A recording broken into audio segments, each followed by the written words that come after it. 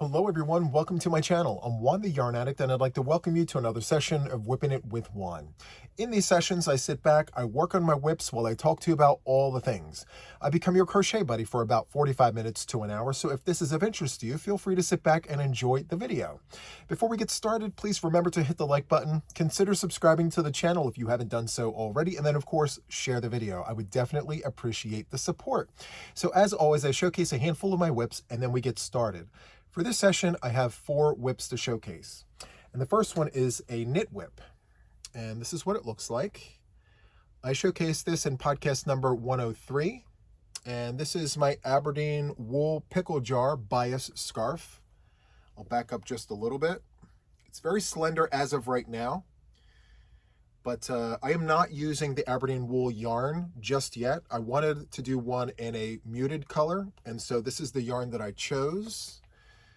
And I'm going to show you a little card that I picked up from the bag. I forgot to showcase this before. So this is Tamarack Farm Sheep and Wool, Icelandic and Merino. So this yarn is Icelandic wool and merino. And the colorway here is called Oatmeal and Winter Rose. And I have 2 cakes, and this here is worsted weight. Each one of these cakes holds 200 yards. It's 4 ounces. And here's the second one. I have quite a bit left, so I imagine this scarf will grow pretty significant in the coming days and weeks. It may take me a little while to get this done because I am a self-taught knitter, but I've completed some garter scarves before, and so this isn't much of an issue at all. Absolutely love this. So as I mentioned, I wanted to do a muted version of this first.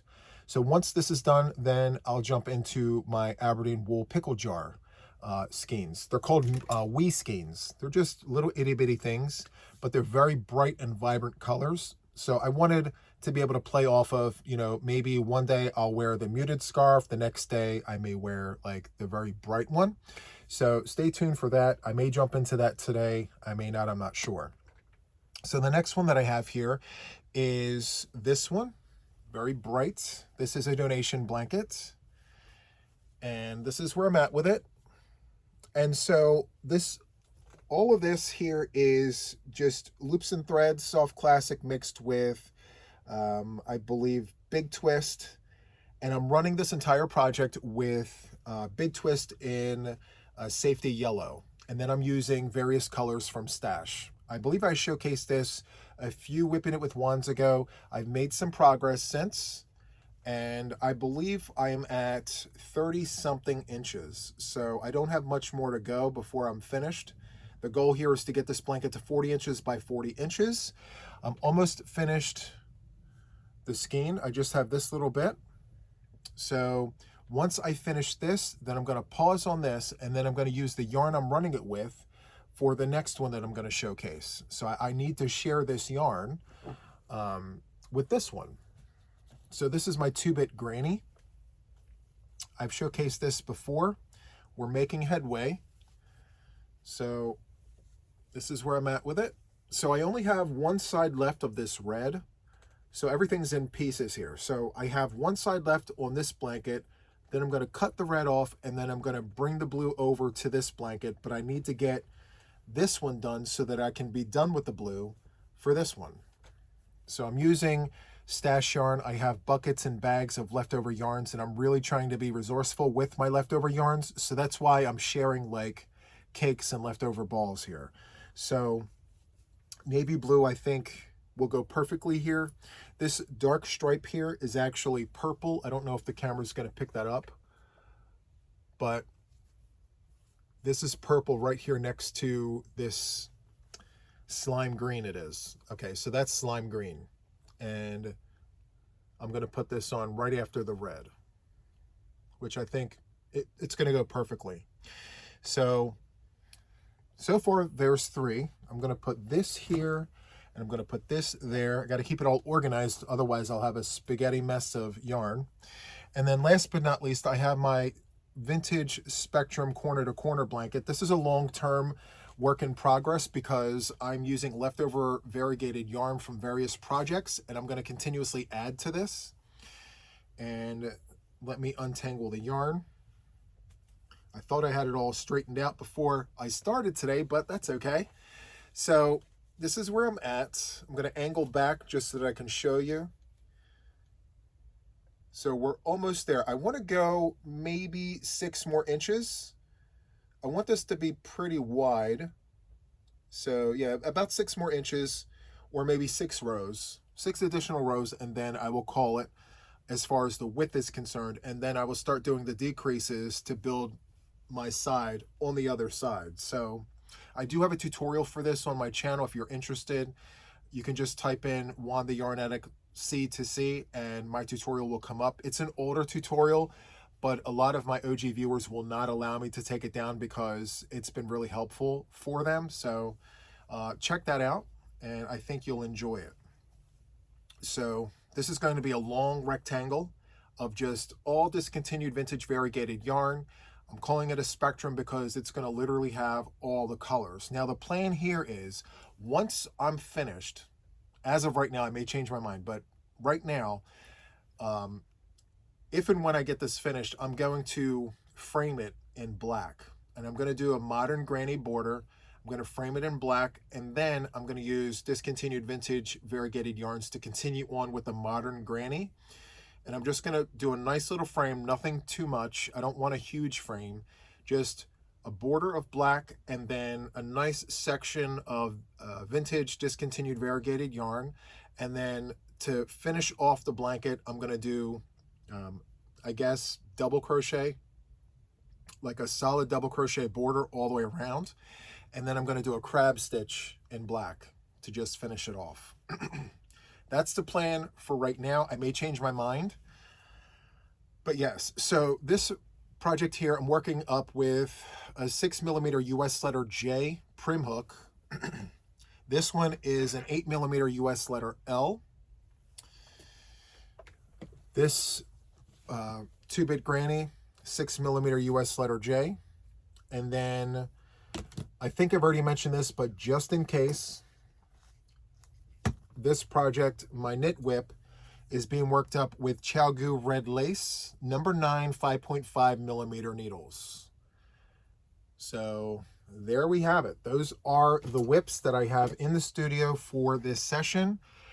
And like I said, I have bits and bobs of projects that I need to hop around with the yarn. So first, I think what I need to do is finish this one side in the red so that I can jump over to this project, the yarn that I'm running 2 together, be done with that so then I can bring the blue back over to the 2-bit granny and continue on with this, doing 2 rounds of the navy blue.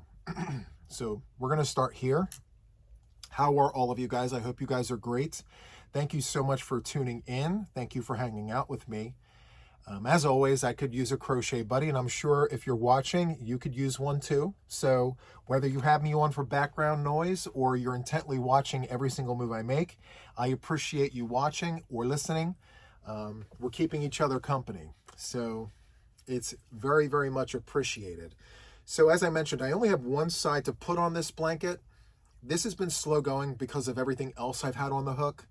And I've learned to give myself grace with my projects because I have been intently making donation blankets, and I'm sure you've heard it many times.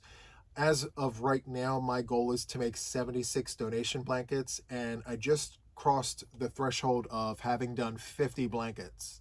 So I'm very excited about that. Last year, I hit 50, so everything that I'm doing from this point forward is more than what I've done last year. So I'm very excited about that, and I'm so glad it's going to such a good cause. So for those of you guys who are not familiar, this is for Camp Boggy Creek. Now, last year I presented blankets. I did, separate videos doing showcases and everything like that, and I helped drive the blankets down to Florida. This year, for personal reasons, I really wasn't able to do that because Mom has been sick and everything. So this year I just took some time to care for Mom and really dig into designing blankets. And I made this commitment to put together all these blankets, because if I'm not doing the showcases and I'm not driving the blankets down, the least I could do is make a whole bunch of blankets to contribute to the cause. So 76 blankets is the goal. I crossed 50, and so everything I do from here on out, as I mentioned already, is beyond last year's goal. So I'm very excited, and to be honest with you, I think I'm going to get to my goal before December 31st. So that's the cutoff for me. And I don't want to put the cart before the horse, but if I continue cranking out the blankets like I am, I may finish a lot sooner, which is good because, again, I'm just going to continue making the blankets. And for those of you guys that don't know this, my first passion in crochet is blankets. I just absolutely love them. I mentioned early on in one of those early podcast episodes where my grandmother, my aunt, and myself sat down and had a conversation. And in that conversation, both my aunt and my grandmother really drilled into my head, no matter what happens in life, Juan, with crochet, you will always have a blanket. You will always be warm. And that stuck with me. So much so that it's been my passion all these years. Blankets have always been my thing. No matter what else I had on the hook, I always had a blanket going. And that's very true to this very day, 31 years later.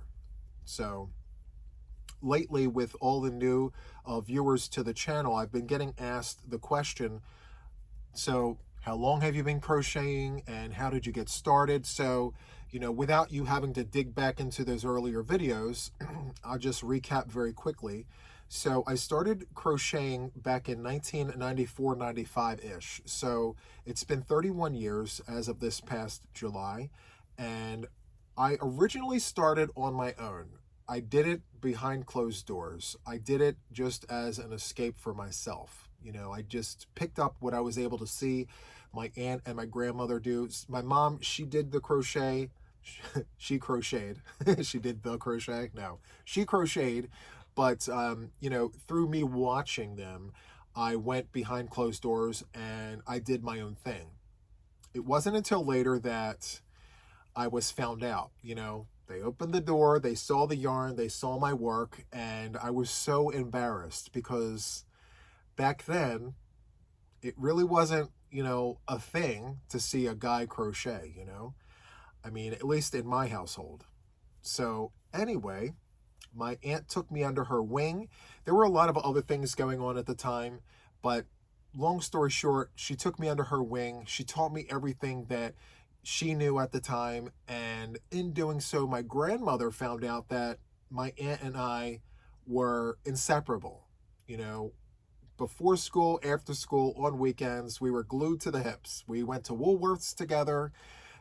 Back then, we took the bus. We went to Woolworths.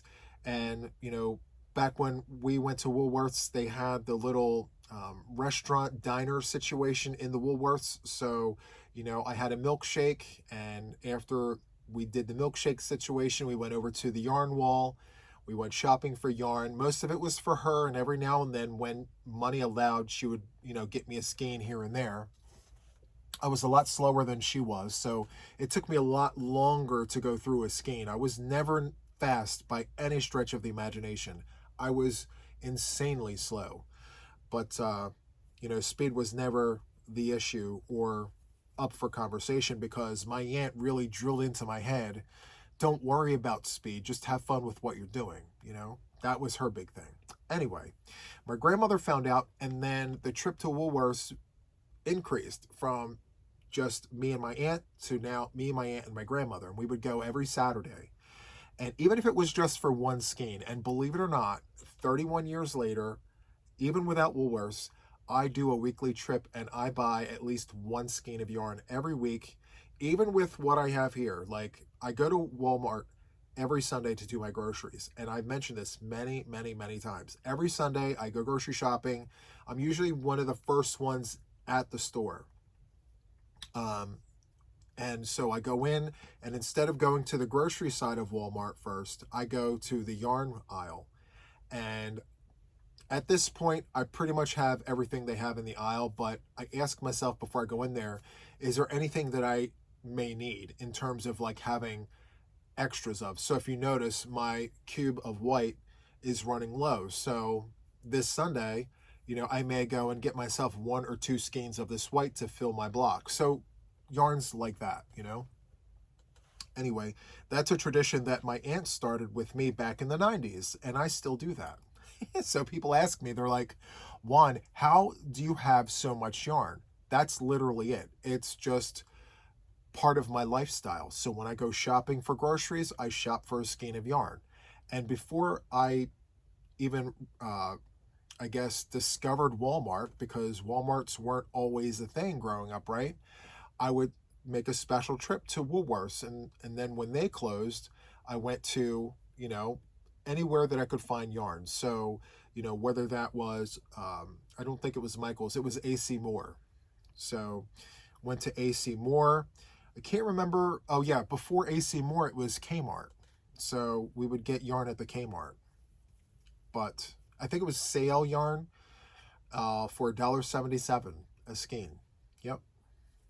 Very excited about that. And the sales back then aren't the same as they are now. So, $1.77 for a skein was pretty much what we paid. Long story short, a lot of the traditions that began in my early days with crochet carried on to this very day. So that is how I got started in crochet. Unfortunately, I lost my grandmother in 96, and then I lost my aunt in 98, both to cancer.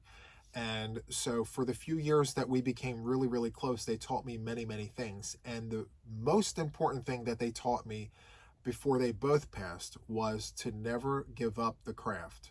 Always keep it. Even if you can't do it every day, keep the craft alive in the family, because no matter what happens in your life, with this craft, you will always be able to stay warm, And so, yeah. And I come from a very big family. I am number 7 of 11. I have 10 sisters, and I have, my one cousin, she's got 13 children with 1 son. So she's got 12 daughters and 1 son. So that's just one example. I have a huge, huge family. So anyway, unfortunately, not everyone in my family crochets, so I guess they just placed their bets on the right person. I'm not sure how they decided, and kind of knew that I was going to be the one to stick with it. I do have my oldest sister, Nancy. She crochets, but she doesn't crochet like I do. I call her a recreational crocheter. She has one project that may take her a year or 2 to complete. She's not in any kind of a hurry, but she's very meticulous about her stitches. I mentioned this before. She's slow because she's overly meticulous. Like, at this point in the game, you've been crocheting for decades. You should know, what the yarn feels like in your hand, but she literally picks her stitches apart. I mentioned this before. She will rip her stuff back if it's not exactly perfect. And she'll bring it up close, she'll look at it, she'll do like 7 sets of granny stitches, and she'll be like, this one right here is just not right. No, it's standing a little taller than the rest, so I'm going to frog it all the way back and then recrochet it. So it takes her forever for that reason. I have a few other sisters that are recreational crocheters. As far as anyone else in the family, hardcore crocheters, no. Everyone in my family, even my mom, when she crocheted before she lost her vision, she was recreational. Like when I had her on the channel last year, that was the most that she's crocheted in a long time. She got really into it because I was into it, So she slowed down and eventually stopped when she, started losing her vision. And then when she finally lost it, she's only able to see shadows now. She crocheted up until that point. So, yeah. Now, it was my goal to try and get some family members to be more serious with crochet so I can share my yarn with the family, but no one really has any interest in it. They always, come to me and ask me to make them things. Yep, I always get the requests. And when time permits, I will do it. Some projects that I've introduced onto the channel and then they mysteriously disappeared, they went to family members. So sometimes I don't really speak to it because it was one of those situations where I really didn't want to get rid of the project, but it's family and they really, really wanted it and it made them happy. So I'm like, go ahead. So, with that being said, you know, hopefully one day down the line, I could eventually get some of my family members on board to at least be more recreational, and then eventually, I guess, slide over to the more serious side. And by that, I mean, instead of once a month picking up the crochet, maybe once a week, a couple times a week for 30 minutes, to help me work through some of this stash, you know, because I'm sure you figured it out by now.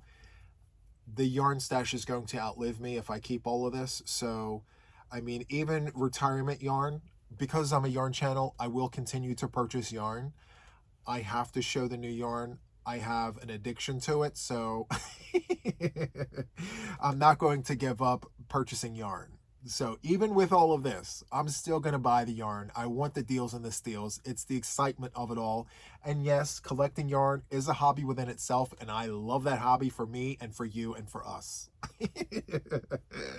I love it, you know? I'm not going to give that up. And, you know, I sit here and I talk about, you know, I need to slow down on the yarn purchases and everything. And yes, there are times where I need to slow down, but I will never stop.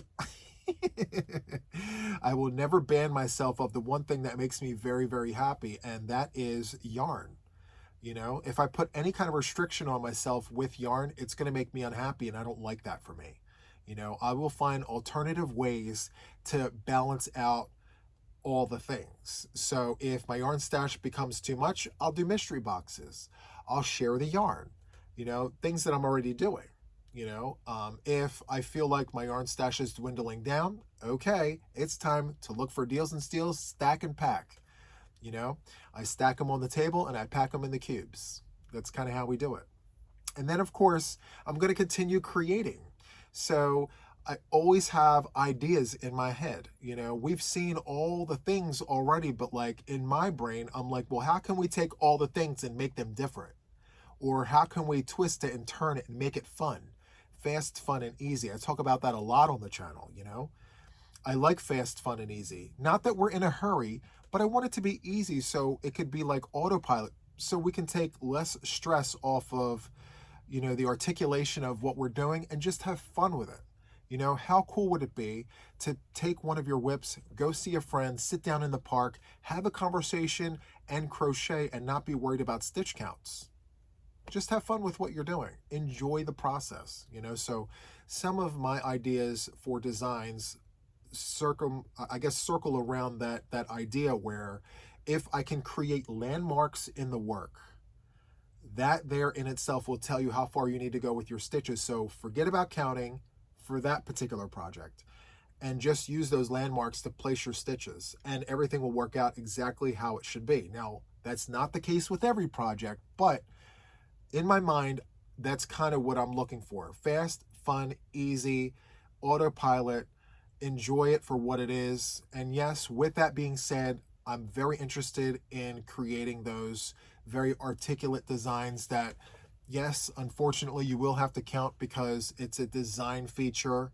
You know, the work is going to tell a story, like Wildflower Oasis, which is my spring cowl that I released last spring. And it was a very huge success, largely in part to all of you. So thank you so much for those who have done the blanket or have at least watched the videos. So yeah, absolutely love that project. So I say all that to say we'll have the best of both worlds. Anywho, I'm almost finished here. If I actually, yeah, I thought I just had the one side. It looks like I had part of this side and the one side. So let me get to it. I had a tall order here, you know. I had to finish the red, then jump over to my two-tone one over here to get the blue so that I can come back to this one and put the blue one to this project. Now, I could have very easily went to the wall and grabbed blue, but I like to stash bust, you know. I only want to crack into the new skeins when I'm done with what I currently have, you know. So, as you guys know, yarn is not cheap, and it's continuously increasing in price. I mean, you heard me mention earlier, I was able to go to Kmart and pick up a skein of Sayel yarn back in the 90s for $1.77 a skein, plus tax, but $1.77 in Pennsylvania. And now you're getting skeins of yarn like the ones behind me, $4.99, $4.49. Some of the skeins that are behind me, regular price, $5.99, $7.99. As a matter of fact, it's out of view right now, but the cube next to this one right here, I have Red Heart Super Saver Ombre.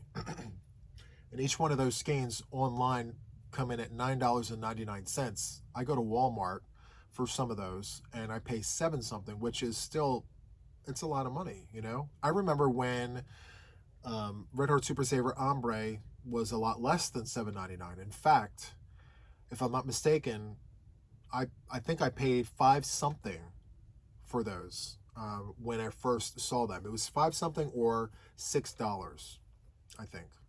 Anyway, the price of yarn is not going down, so I have to be very strategic. And I do talk about that a lot on the channel. Like, yes, I have the yarn, but I call it retirement yarn.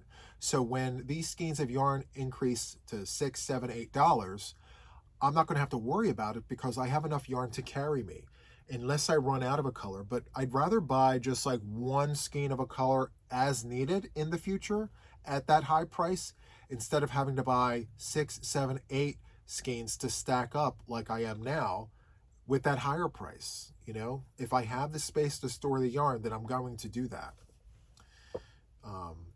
You know, and I say all that to say that I do share my yarn. I don't hoard it for myself, I promise. A lot of you guys know we have share boxes. I've been doing it now for a handful of months. And so I showcase yarn throughout the week on live streams, some of which in the past have been sent to me by viewers of the channel.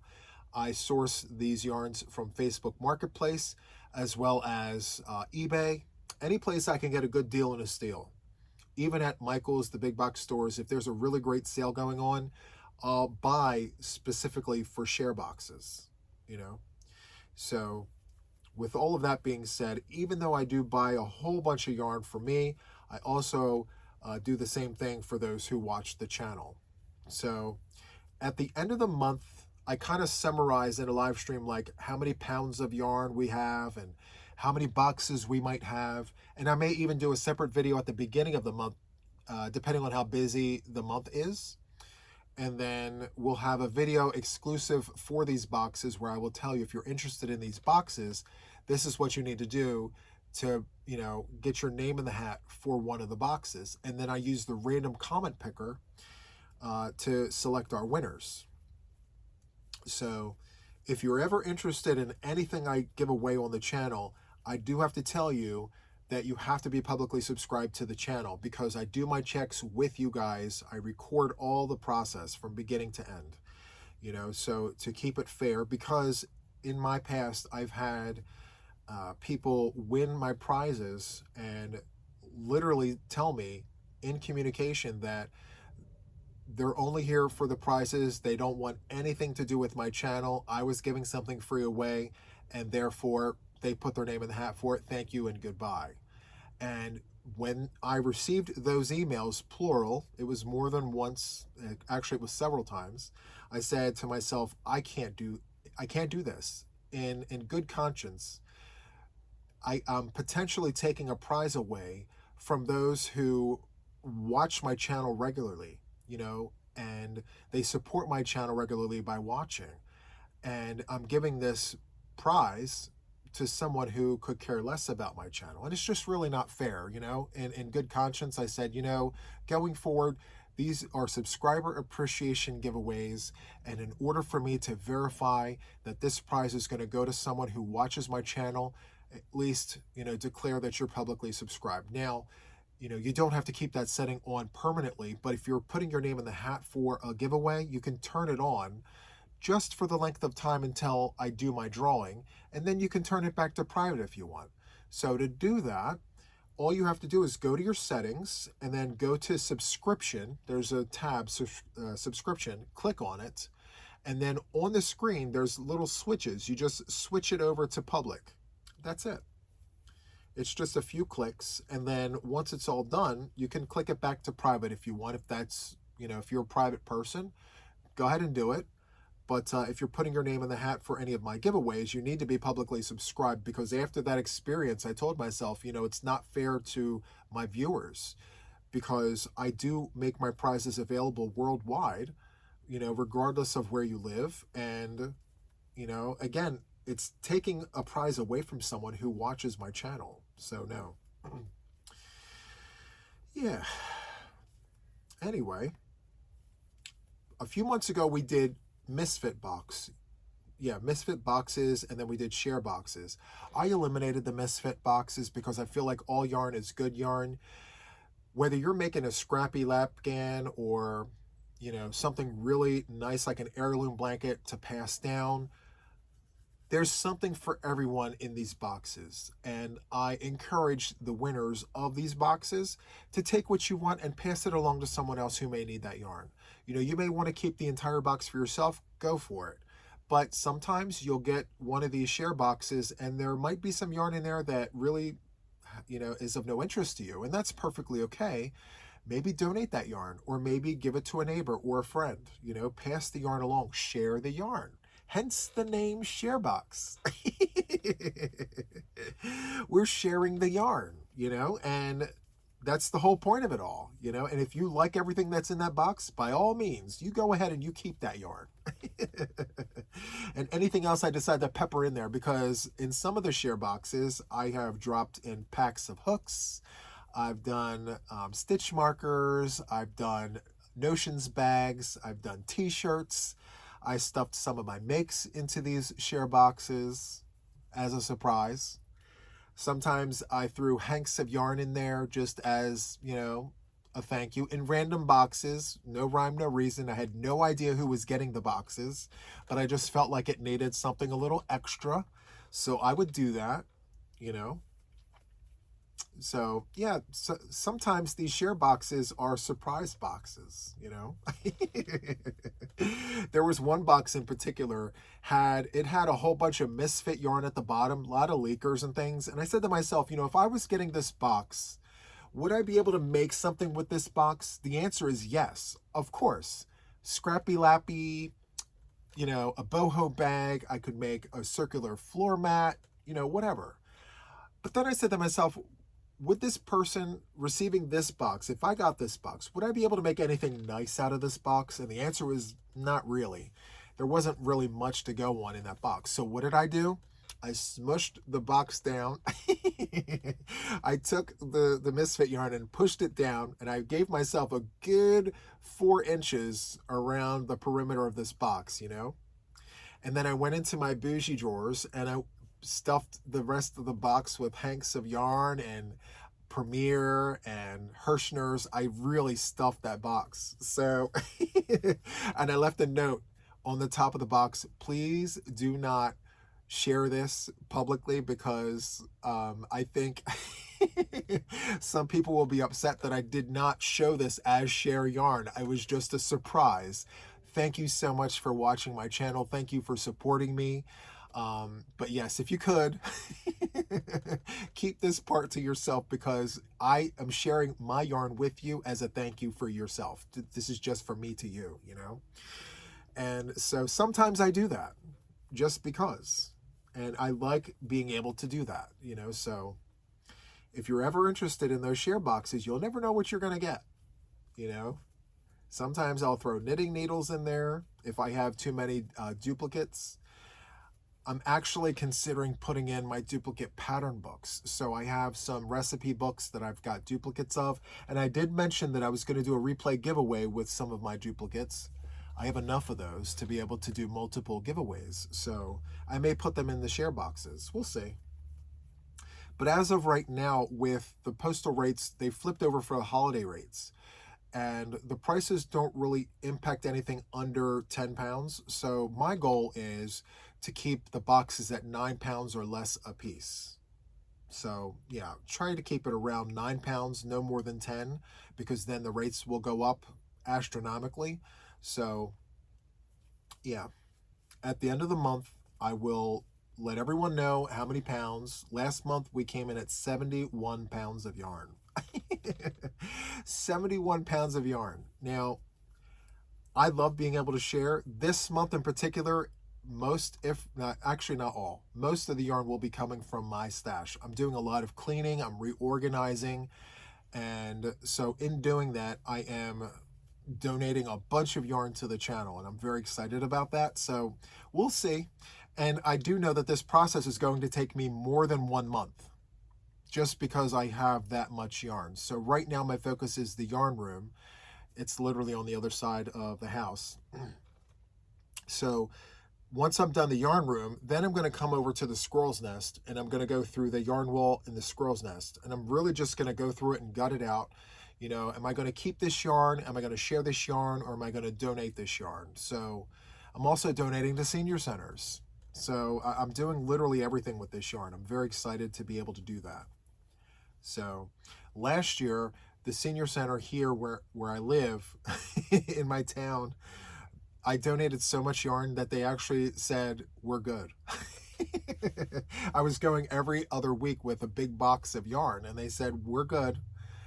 Maybe you want to drive down to the next county. Now, mind you, in Delaware, there's only 3 counties, you know? So anyway, I didn't want to go to the one closest to, you know, the bottom there. So I went to, you know, the top 2 in my state.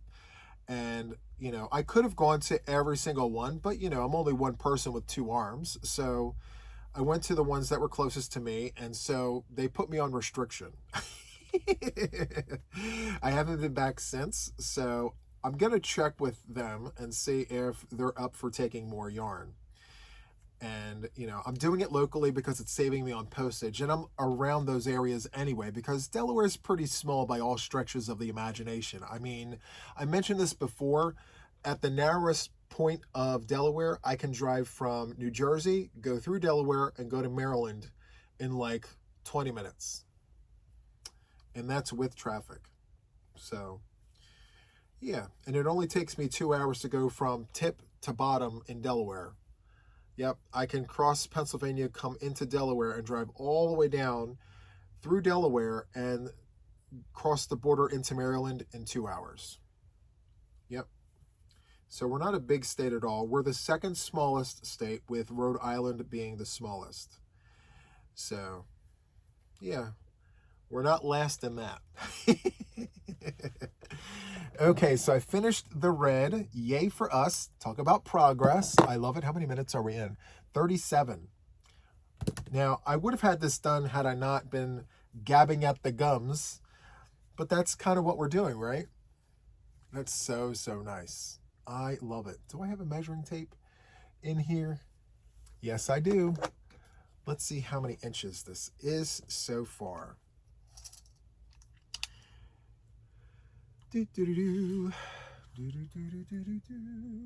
We're at 32 inches. I only have 8 inches to go. So 4 color changes and I'll be done. So I may finish this in time for Friday's podcast. I should be able to do it. Fingers crossed. I tend to bite more than I can chew at times, so we'll see. So let's move on to this one. Before I start, let me measure this while I have the tape measure out. Let's see here. 28 inches. Okay. But I'm using a thicker hook. So with this one, I'm using an 8mm US letter L. Love that for us. Let's see here. Where are we at? Okay. Here we go. So the yellow is Big Twist, Safety Yellow. And the blue is Red Heart Super Saver in Soft Navy. And here is the cake of Soft Navy. Very, very gorgeous. Love that. And this is what I have left of the Safety Yellow. So as soon as I'm done this, I'm going to, hop off of this one. And I'm going to go back to the 2-bit granny and put the blue one. I don't know if we're going to have enough time to jump back into the 2-bit for this section. or for this WIP'n It with Juan, but that's okay. There's always the next one. Actually, I want to finish both of these blankets for Friday's podcasts. So for me, Fridays are my reset week. So I do as many as I can, as many whips and, FOs and all the things. I do all the things before Friday. And then once I present it on Friday, I reset right after the podcast, and I, get myself ready for the next week. So I already have the next donation blanket on the hook right after the podcast on Friday, and then I hit the ground running for the next week. So yeah, very, very nice. Now my podcast episodes, right? So I just finished episode 103 last week. So the next one is 104, obviously. But I've been asked many, many times, Juan, do you pre-record your podcast? I've tried it many, many times, but for me, it messes up my flow. So if I record earlier, then it doesn't allow me the full week, if that makes any sense. So what I do is I work all week long on my projects and things, whether it's for Taco Tuesday or for anything else on the channel. I do as much as I possibly can, and I work until Thursday night. So if I have to, I'll finish up whatever I need to Friday morning. But Friday morning before I start my day, I bring everything that I've completed into the studio. I organize my table. I go about my day. I do my day job responsibilities. And then once I come back from my day job responsibilities, I record my podcast. So I'm already prepared. And for me, that's how that works. So I no longer pre-record. So when my podcast gets released on Friday, I've actually recorded it that very day. So yeah. And then right after the podcast gets released, as I'm ordering dinner or cooking dinner, I'm planning the next one. It's kind of nice that Fridays are my podcast days, because in most cases I will order something. I'll DoorDash something, whether it's a salad or a BLT or something, and it'll save me time from having to cook. But every now and then I'm in the mood to make something nice, like, a turkey meatloaf and a baked potato and corn on the cob or something. I will cook, and then as everything is cooking, I'm planning my projects for the upcoming week. So yeah, I have a routine, believe it or not. As chaotic as my yarn situation tends to be at times, it's organized chaos. I do have a method to my madness, as they say. So yeah, Mondays on my channel are members only Mondays. So although I release a WIP'n It with Juan, and by the way, I am recording this on a Monday. This is Monday the 13th of October. And so with that being said, Mondays are members only Mondays. So in addition to this, I also do my content for the members, whether it be go live or I record a video. Sometimes I'll do both. But my concentration for Monday is really Members Monday. And then we have Taco Tuesday. Take a challenge on Tuesday. That's what TACO stands for. Take a challenge on Tuesday with Juan the Yarn Addict.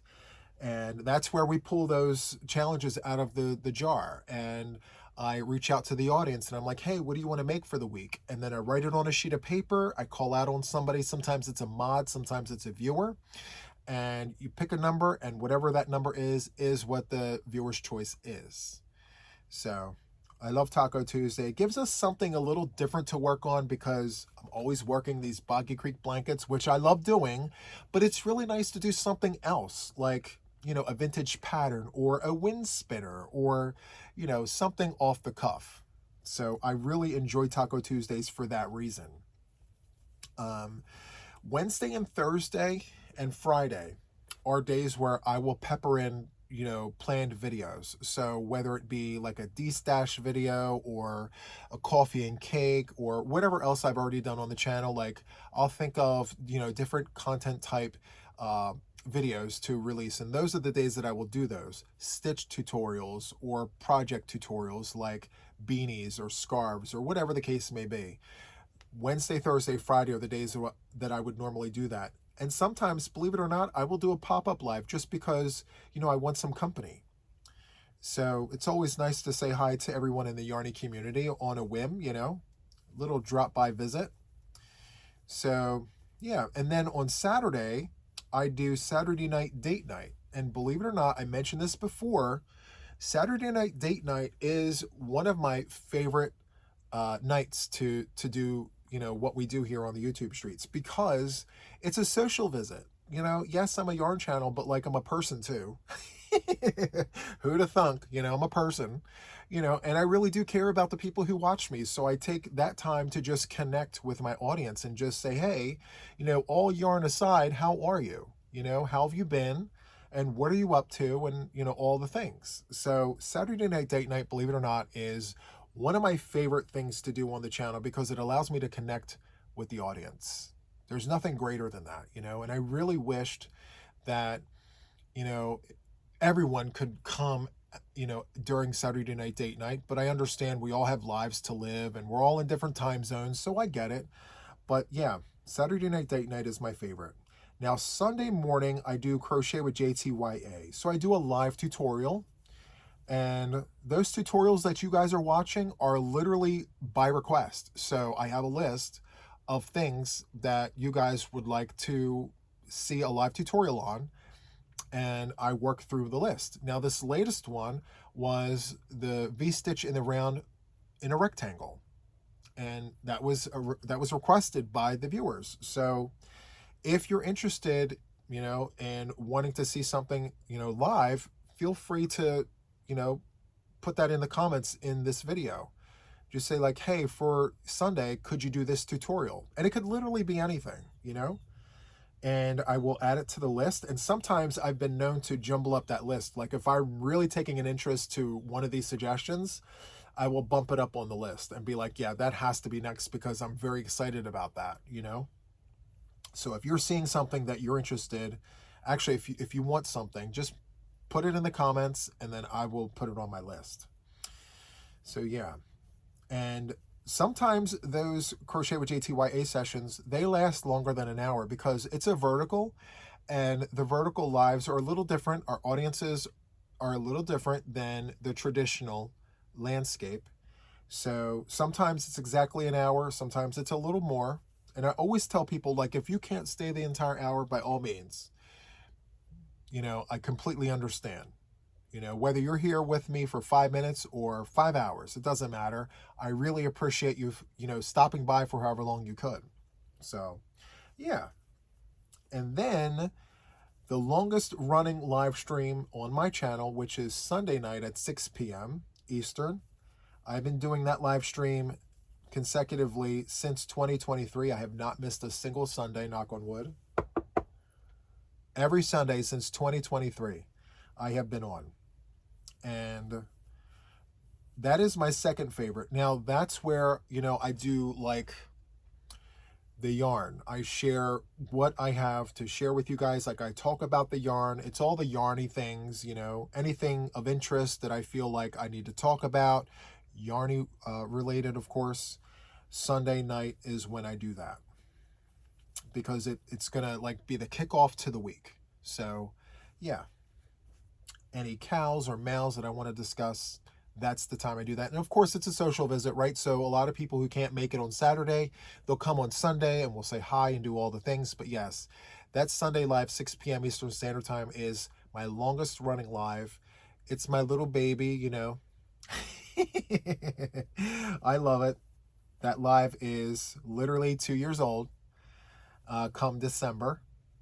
Almost. My first live was December 6th. Yep. December 6th, 2023. So we're coming up on 2 years, not quite, almost, of going live. And so, yeah, very excited about that. And believe it or not, barring a few, I actually retain all of my live streams on the channel. Now, I will be archiving in the coming months a lot of my older live streams just because there's just so much sitting on the channel and I want people to be able to access my things a lot easier, and I don't want to clog the pipeline. So a lot of my older live streams, I'm going to be archiving those into separate folders. just so that if you want to see them, they'll be in another folder somewhere else, you know? So, yeah, lots of fun on the channel so far. And I got to tell you, and I'm going to say this just for record keeping, I believe that we just crossed the 93K mark as of this video. I cannot believe the growth that my channel has experienced since releasing Wildflower Oasis. I think that Wildflower Oasis has opened different doors for me mentally. It allowed me to really express the way that I like to design without using a stitch wheel, without, you know, going off the rails. For Wildflower Oasis, I actually just went back to my beginnings and said to myself, like, Juan, what kind of crocheter are you?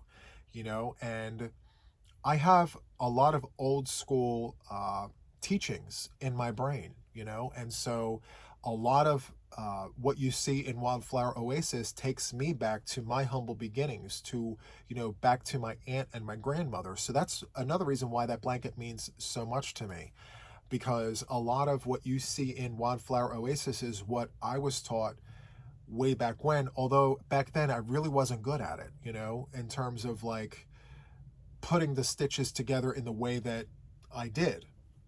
All these years later, I've taken what I was taught back then and I applied it to what I know now, and now you have Wildflower Oasis. So doing that opened a lot of mental doors for me, and I believe it shows, you know, in the channel growth. You know, a lot of things have, you know, changed in a good way, of course. You know, my projects that I've rolled out, you know, are more tailored towards the growth that I've been experiencing. So anyway, I'm at 93K as of right now, and I'm really working towards that goal of getting to 100K.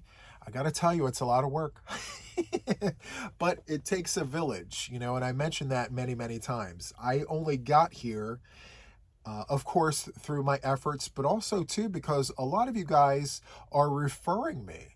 You know, a lot of people are reaching out to me saying such and such told me about you, and, you know, I really love what I'm seeing. So thank you so much for, you know, your content, and, you know, the people who are referring me out there, you know, they're letting me know like, hey, I was at this event and I spoke to this person and we spread you around and we told everybody about you and all the things. And so, yeah, word of mouth goes a long way. It really does. And I've been doing a lot of work here as well. Because I live in this tri-state area, I live in the Philadelphia metropolitan area. So that in itself, I mean, I actually live between Washington, D.C., Baltimore, Maryland, Philadelphia, and all the cities and towns in between. And there's a lot of yarn stores in this metropolitan area. And I mean, sometimes it's a day trip. You know, I spent 4 hours driving one way to Kingston, New York to go to a yarn shop, and I introduced myself and I bought some yarn and all the things. Had a wonderful time, by the way. And, you know, even locally, as a matter of fact, there's a new yarn shop that just opened in Delaware. I have yet to go visit. I plan on it. It's called the Ministry of Yarn, and it's north of me. So it's still local, and I'm very, actually, is it north of me? No, it's north or south. I can't figure out where it, I can't, because for some odd reason, I thought it was in like North Wilmington, and that's not where it is. So I'm directionally challenged right now. I don't know if it's north or south or east or west, but I know it's a local yarn shop. And you know, I actually caught them on Instagram, and I'm like, wait a minute, that's Delaware. And so, yeah. Anyway, I say all that to say, like, my ground game, I am literally going out and about, and I mentioned this before, like, I am introducing myself to complete strangers. And I'm like, hey, I have a YouTube channel. I teach people how to crochet both left and right hand, and I do blankets and scarves and hats and all the things. And I say all the things all the time, and you know, I have this really weird giggle and everything. So if you're wanting to watch my channel, please check me out. And, you know, I attend crochet sessions and classes and things like that. And I sit in you know. I'm not by any means of the, you know, I don't, you know, say, hey, I want to teach in person. There's already teachers for that. I like to just sit and absorb and introduce myself and be the people person. And believe it or not, you know, it may seem at times like, I don't know how you guys perceive me, but you know, it may come across as like I'm a recluse. I may stay in the house when I'm not at the day job or anything like that, but that is the furthest thing from what reality is. I am a true Leo, and I don't know how all Leos are, but this Leo right here is a people person. I will walk up to a complete stranger and introduce myself and be very warm and welcoming and not weird and obnoxious. Although sometimes, I mean, I could be a little obtuse, but you know, I will walk up to a complete stranger and say, hi, how are you today? I'm Juan the Yarn Addict. I have a YouTube channel. Do you crochet or do you knit? You know, do you do anything with yarn? You know, or if I'm in a yarn shop, I'd be like, hi, I have a YouTube channel. I'm Juan the Yarn Addict. Do you watch YouTube? You know, or are you on TikTok? Or do you have an Instagram? You know, I do all things yarn. I'm a self-taught knitter, and then I go into that whole story, you know.